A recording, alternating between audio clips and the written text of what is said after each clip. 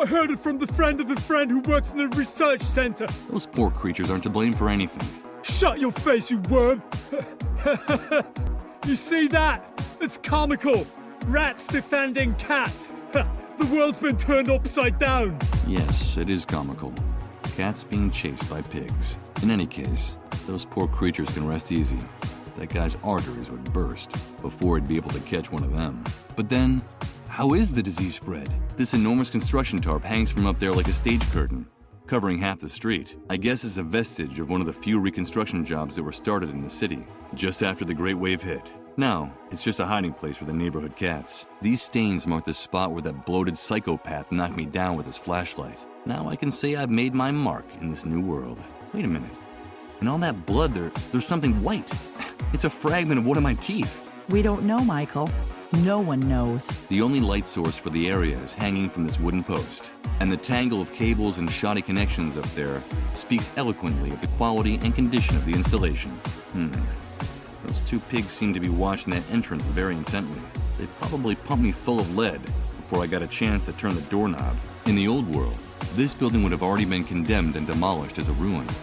But in the new world, it's got to be one of the best preserved I've seen in the city. What we do know is that it's not caused by direct contact with the victims. Hey you! What are you doing here? Didn't you hear the curfew warning? Relax. Look at his wrist. He's got a mole bracelet. So you're one of those domesticated rats? You people disgust me. At least the rest of the worms at the camp have some dignity. But you guys, the moles, you're nothing more than a pack of treacherous stool pigeons. No doubt, I have a great paragon of dignity before me. My hatred for these pigs has only grown. And more so since the incident at the camp entrance with the mole's children. Ruthless bastards. I just want to ask you guys a few questions. There's another reason for the Army's secrecy about the dissolved. Fear. Can I ask you guys a few questions? You again, rat!